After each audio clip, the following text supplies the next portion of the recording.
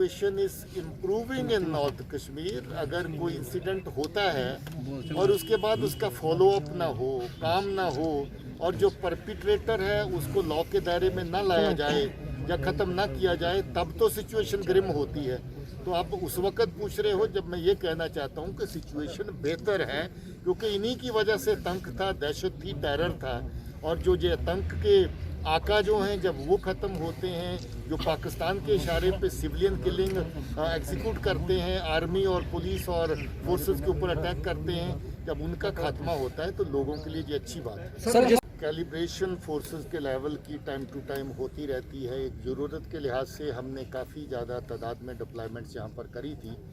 और एडहॉक किस्म की डिप्लॉयमेंट्स 2-2 साल कंपनियाँ उठ के आती हैं, ना बैठने की जगह ना चलने की, मगर फिर भी मैं शुक्रिया कहना चाहता हूँ कि MHC ने हमेशा हमारी सपोर्ट करी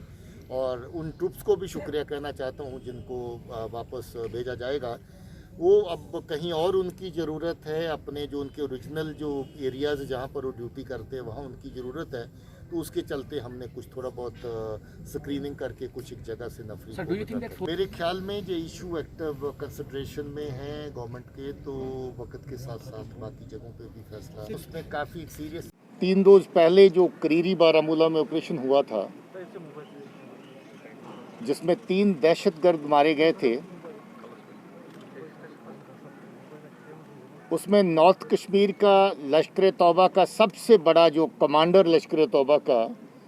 सजाद हैदर मारा गया था, जिसके साथ उसका पाकिस्तानी साथी उस्मान मरा था और लोकल साथी अनायतुल्लाह उसमें मारा गया था। ये एक 2-3 ग्रुप थे जो मिलकर के आपस में काम करते थे लश्कर तौबा के। सजाद का दूसरा साथी जो एक अलग ग्रुप लेकर के अलग अलग आतंकी कार्रवाइयों को इस पूरे नॉर्थ कश्मीर के अंदर चला रहा था, उसका नाम नासिर था, जिसको नासिरुद्दीन भी कहते हैं, जिसको अबू साद भी कहते हैं। और मान लीजिए कि सजाद हैदर से दूसरे नंबर पे जो लश्कर तौबा की कमांड स्ट्रक्चर में जहाँ पर आता था वो नासिर था, अबू साद था। और यूं ही 3 दिन पहले करीरी के ऑपरेशन में नॉर्थ कश्मीर की लश्कर की पूरी कमांड दी गई थी और जिस तरीके से उसका साथी सजाद का उस्मान चलता था, इसका साथी साथ में यहाँ पर जो आतंकी कार्रवाइयों को चलाने के लिए इसके साथ साथ हमेशा रहता था वो दानिश भाई था।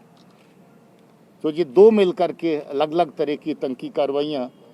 और आपको याद होगा जहां अप्रैल में, मई में इस तरह के अटैक हुए, वनगाम, हंदवारा में, सोपुर में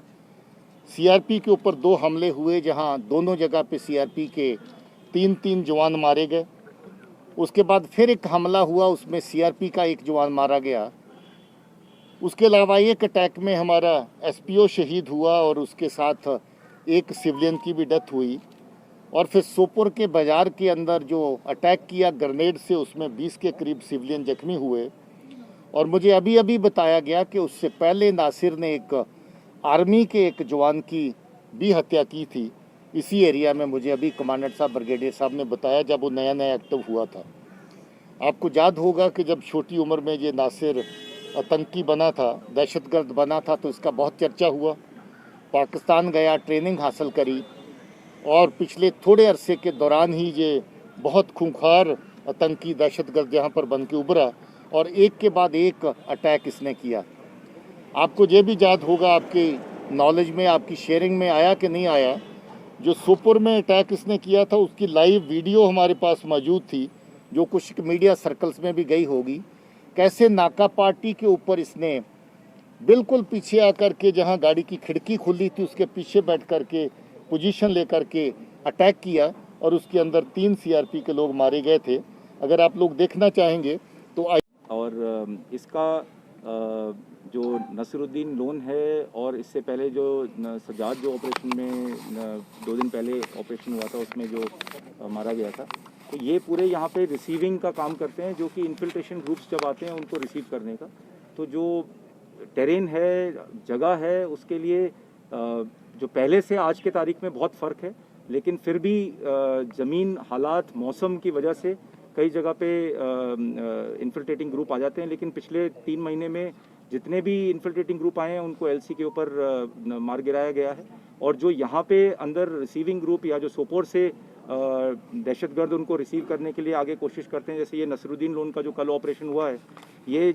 जज्जा या सजाद को मारने के बाद में इसको कमांडर लश्कर का अनाउंस किया जा रहा था नॉर्थ कश्मीर के लिए, जैसे डीजी साहब ने बताया। और उसके बाद यहाँ पे वो कुछ ऐसी कार्रवाई करने आना चाहता था जिससे कि उसका कमांडर के नाम पे एक रुतबा बने, लेकिन उससे पहले ही इस मल्टीपल एम्बुशेस और पार्टियां जो कॉर्डन में रात को लगाई गई, उससे ये ऑपरेशन में सक्सेस मिली हमें। और दूसरी बात जो डीजी साहब ने पहले जिक्र किया था, उसके लिए मैं ये बताना चाहूँगा कि कुछ 10 दिन पहले हमने आकिब राथर को जो एप्रीहेंड किया था यहाँ पे हंदवाड़ा पुलिस के साथ 32 RR ने, इस ऑपरेशन में भी ये जो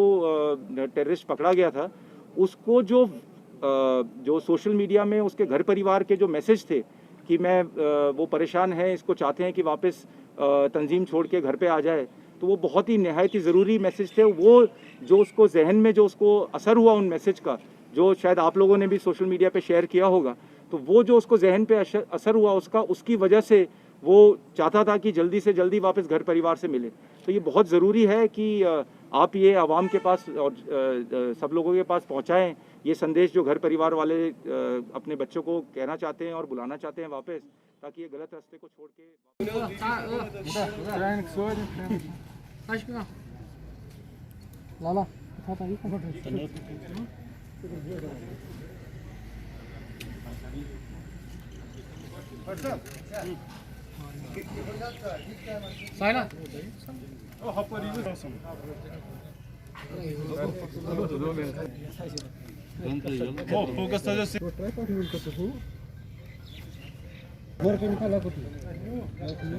Possible.